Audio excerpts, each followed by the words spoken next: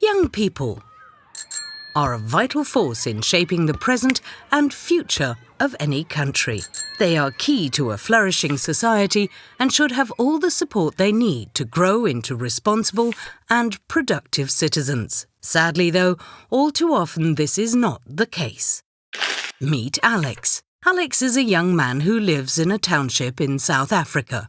He might as well live in a slum in Venezuela, in a favela in Rio, or in certain neighbourhoods of Paris for that matter. But being brought up in a neglected and disadvantaged community, Alex has been exposed to many so-called risk factors his entire life. These risk factors include, for instance, exposure to violence, substance abuse, involvement in gangs, lack of economic opportunities, insufficient education, and many more. All these factors increase the chance of Alex becoming involved in violence and crime at some point in his life. Sadly, often we only start to address these problems when young people like Alex are already at high risk of becoming a danger to themselves and society, or even worse, when they have become perpetrators of violence or committed crimes. Once this happens, the criminal justice system has to deal with them, which is expensive and, at times, way too late, because Alex is already trapped in a vicious circle of crime. Punishments like incarceration sometimes even contribute to building a criminal career. But isn't there another option? Let's rewind.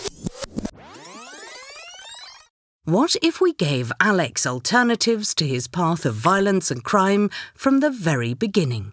Maybe we can't change Alex's circumstances, but we might be able to change the way he deals with them. A very efficient way of doing this is to make sure Alex has access to so-called primary prevention activities. Sports clubs, musical classes, debating clubs, youth camps, life skills programs, after-school clubs, and so on. All these activities help young people like Alex to develop important social skills such as tolerance, self-confidence, optimism, and independence, which help them to become more resilient. They give them the feeling of being valuable members of society and to be respected. And they provide them with positive role models and a sense of belonging too.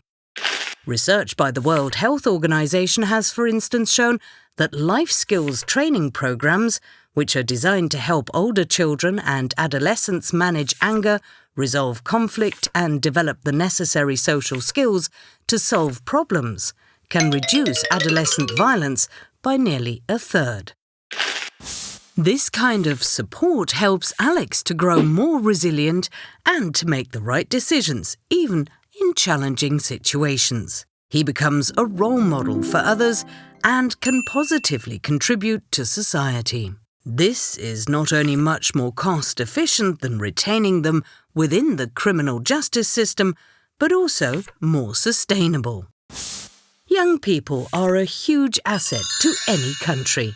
No one is born violent, but difficult circumstances often increase the likelihood of violent and aggressive behaviour in young people. It is our job to support young people to grow into resilient and responsible citizens.